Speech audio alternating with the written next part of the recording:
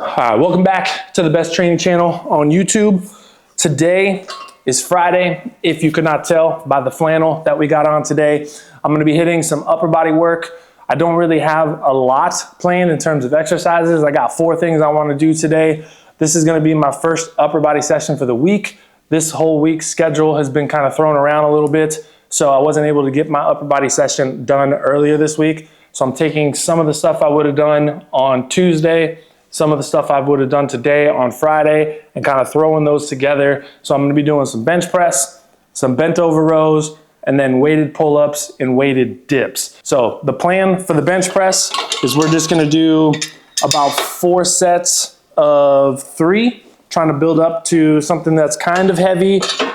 And then once I feel like I've gotten to whatever I feel is kind of heavy, probably do an additional 3 sets after that at that same weight.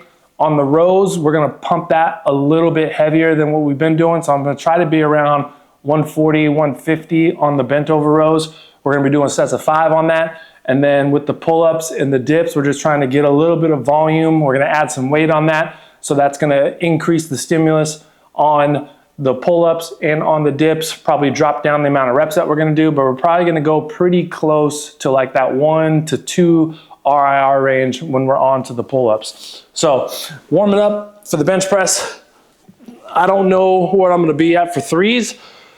What I've usually been doing right now for gauging where I'm at on my bench press is trying to hit similar weights to what I've been doing on my block power cleans, which yesterday I was hitting doubles at about 150. So if I could be somewhere around 150 for those 3s today, I think that's gonna be a solid range to be at. I'm gonna knock out some more warm-up sets, start hitting the bench press, and we're gonna get after it today. So one thing that I've been thinking about lately, since I'm getting towards kind of the last 6 to 8 weeks of this training cycle, is what am I gonna focus on after this cycle is over? And what I think I'm gonna do is kind of run back the first phase that we did at the beginning of this year. And the people who have been following on the subscription program would know that at the beginning of this year, I started off training for like this combine type style of training. So the main focus of the program in terms of sprints was trying to build up to a good 40-meter time or a 40-yard dash. The main focus for the weight room was bench press reps at 225, so like 102-ish kilos. And then obviously testing some other combine-like stats. So we did a broad jump. We did a lot of strength work with the legs, a lot of heavy squats, a lot more focus on like heavy Olympic lifting, so like heavy power cleans. I think one of the tests that I included in this combine was the power clean. So I've decided that January 5th, I'm gonna run it back and kind of revisit that combine phase. But I've also been working pretty closely with strength coach over at Ohio State University. I've got to see their programs. I've got to help kind of develop their programs.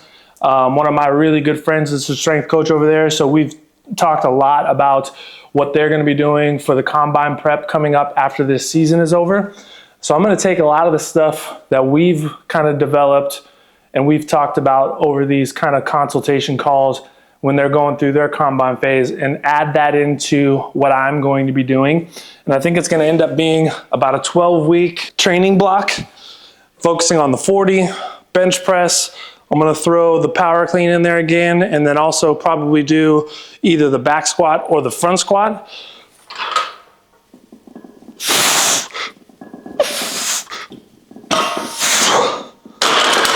So as soon as this phase is over, I'm gonna be re-implementing training for the combine again. Plus, it's at the time where you got the combine coming up.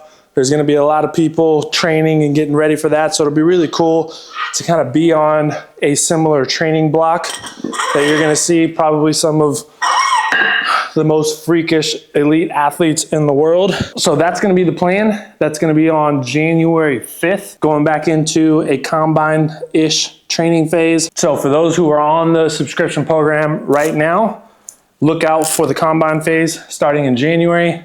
And if that's something you feel like you're gonna be interested in training for, fast 40-yard dash, bench press, back squat, power clean, then go ahead and hop on to the training program somewhere around the end of December. You get a 5-day free trial for the subscription. So that'll give you 5 days to kind of go through. You could even pre-test and do your 40, your back squat, your bench press reps, something like that, and then get kind of like pre-testing numbers, and then hop onto the program. We'll get after it, and that's gonna be a fun cycle. So 130 on the bar here. My warm-up sets, since I'm doing sets of 3, I don't really need a ton of rest going into each of these.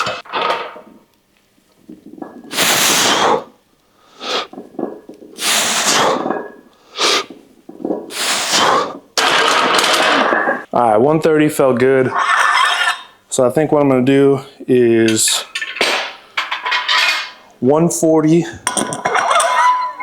This will be my last warm-up set. And then we'll either jump up to 145 or we'll jump up to 150.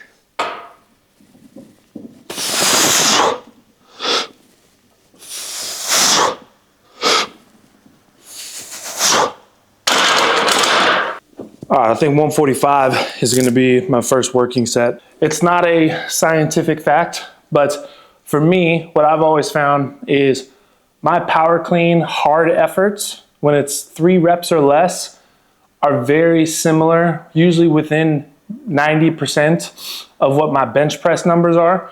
My bench press has always been my worst lift if I'm comparing it to my other lifts. If I can hit 150 for a double or a triple on a hard power clean, I should be able to hit 150 on a double or triple for a hard bench press. Like I said, it's not a scientific fact where it's like those numbers should be 90% of each other or whatever it might be.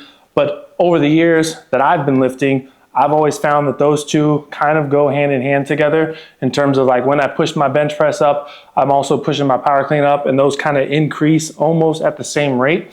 So yesterday I did block power cleans. I hit the 150, so that's kind of where I'm gauging my bench press off of today.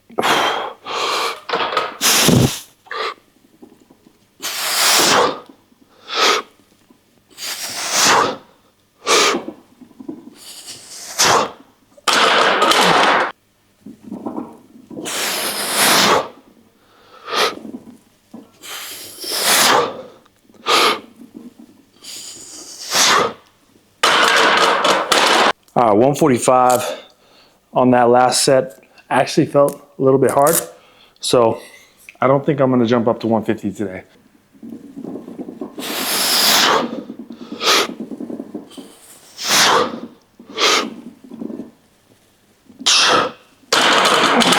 Yeah, we're gonna stay at 145.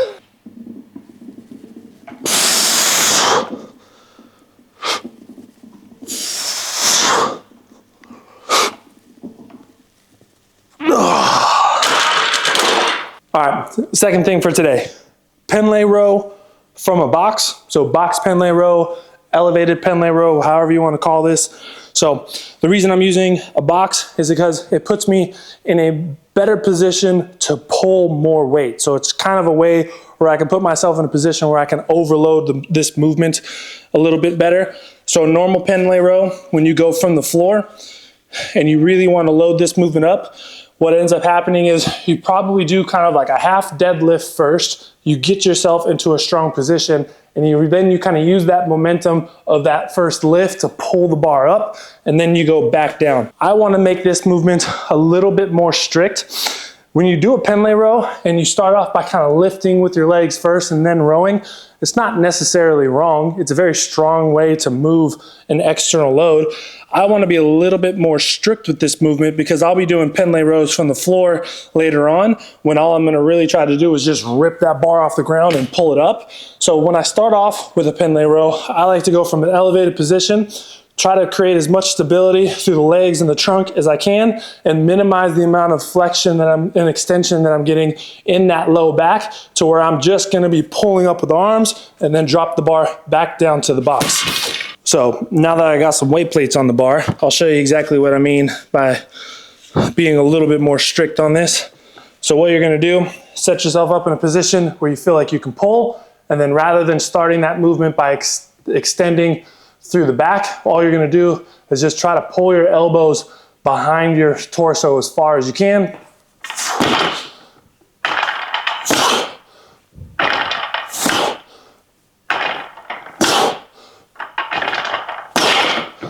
That way it gets a little bit more strict. Like I said, create a little bit more tension, be more specific, have a little bit more intent with this movement. And then as we drop that bar back down to the ground, and let's say 4 to 6 weeks, we're not really gonna care about how strict the movement is. We're just gonna be trying to move heavy loads as much as we can. So I'm gonna probably load this up to about 140, 145, try to match what I did on the bench press. And then we're gonna be doing sets of 5 on this. But before I do, little update on the gym. This gym is kind of like a temporary spot while there is actually another gym being built right now. So this place that I've been training is part of a sports club. So the sports club has a handball team, basketball team, soccer teams, men and women, they got volleyball, everything. The lifting club is part of that organization. They've been building a new weight room that should be done, I think, in January is what I was told. So because we're getting close to where we're gonna be moving everything over into the new gym, there is a lot of shit in here right now. You guys already saw that there's new weights from Eleiko, new racks, new weight holders, but you can also see how much equipment is in here right now. So we got the new Eleiko plates and the racks there, 2 Eleiko racks right here. We got another Eleiko rack right here. That's one of the old racks. We got another rack right there. There's another Eleiko plate holder over there. There's just a lot of stuff in here. So I think what I'm gonna end up having to do is figure out ways to add some of the jumping I was doing on my lifting days and do more of that on my sprinting days, because there's just simply not a lot of room in here anymore. Doing broad jumps and stuff in between the racks with plates and barbells all over the place. Probably not the safest thing to do, but the good news is I only got to deal with this for maybe about another month and a half. And then the new facility is going to be probably about 5-6 times the size of this. There's going to be plenty of room to do everything in there. So that's why it's extra crowded right now. And I'm kind of in between 2 squat racks trying to do this pendlay row.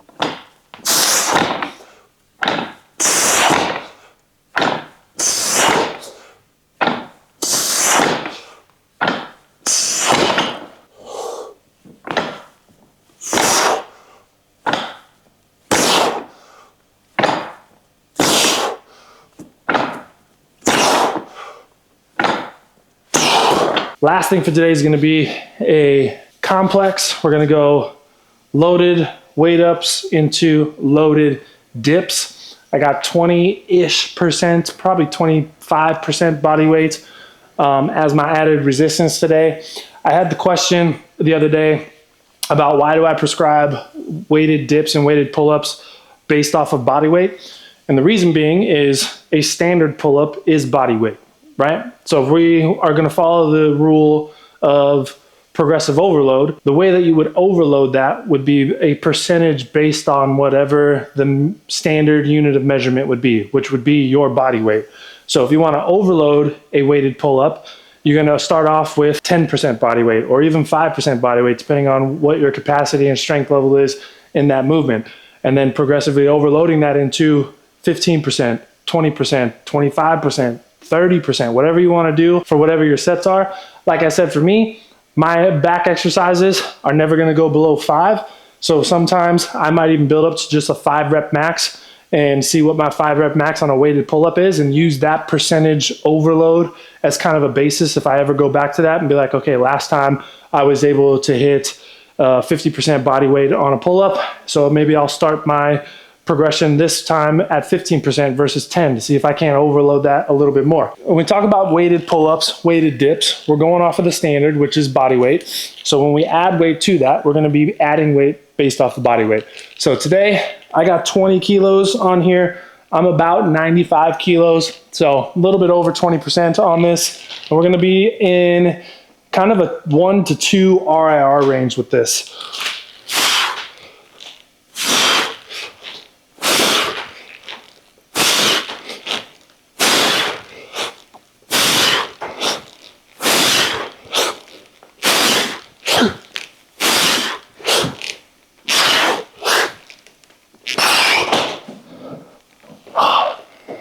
11 is good on that. So we're gonna go straight from a weighted pull-up into a weighted dip. And the same thing, 1 to 2 RIR. I've got my janky dip set up here, so it works for me though. So first rep, when you get into this position, I always like to jump up, and I don't count that as my first rep. So start from the top.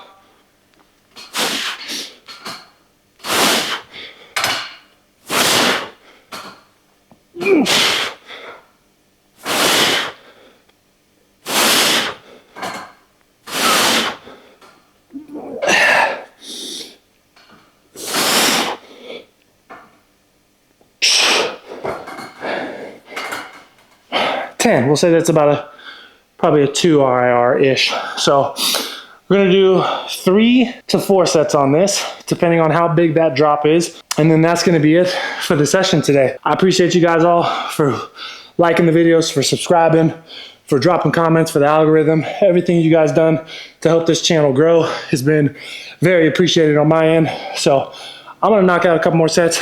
Y'all don't need to see the same thing over and over and over again, but I appreciate you guys for being here, and I'll see you in the next one.